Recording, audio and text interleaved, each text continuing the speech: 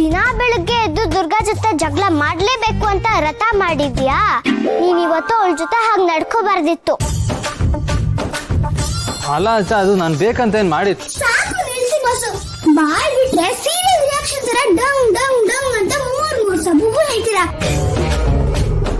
ಅವಳು ಪಾಪ ಅಷ್ಟು ಒಳ್ಳೆ ಹುಡುಗಿ, ಅವಳನ್ನ ರೇಗಿಸಿ ಕೋಪ ಬರ್ಸಿ ಈಗ ಅವಳನ್ನ ಮನೆ ಬಿಟ್ಟು ಹೋಗೋ ತರ ಮಾಡಿದಿರಲ್ಲ, ನಿಮ್ಗೆ ಬುದ್ಧಿಗೆ ಬಸ್ಸು? ಹೌದು ಗೀತಾ, ಮಣಿ ಹೇಳ್ತಿರೋದು 100ಕ್ಕೆ 100 ನಿಜ. ಎಲ್ಲಾನು ಈ ಷರತ್ತೆ ತಪ್ಪು.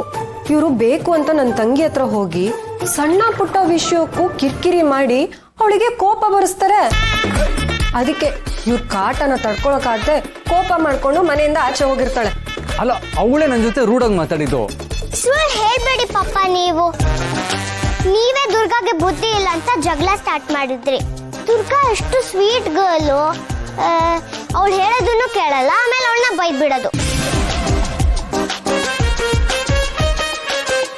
ಕಂದ, ಇವಾಗ ನೀ ನನ್ನ ಸೈಡಾ ಅವಳ ಸೈಡಾ? ಇಬ್ರು ಸೈಡೆ. ಆದ್ರೆ ತಪ್ಪು ನಿಂದೆ ಹಿಡ್ಕೊಂಡು ನೀನ ವಾದ ಮಾಡ್ತಿದ್ಯಲ್ಲ ಪಪ್ಪ. ಈಗ ನೀನೇನ್ ಮಾಡ್ಕೋತೀಯ ಮಾಡ್ಕೋ, ನನ್ಗ್ ಗೊತ್ತಿಲ್ಲ.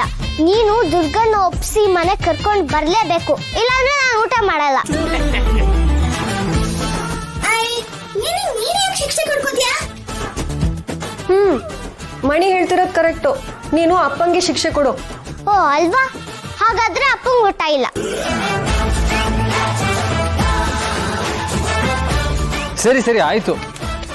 ಅವಳು ಇಷ್ಟೋ ತನಕ ಮಾತಾಡಿ ಮಾತಾಡಿ ನನ್ನ ಕಿವಿ ಕಿತ್ತೋಗೋ ತರ ಮಾಡಿದ್ಲು. ನೀವಿಬ್ರು ಸೇರಿ ಅದನ್ನ ಕೈ ಕೊಟ್ಬಿಡ್ಬೇಡಿ.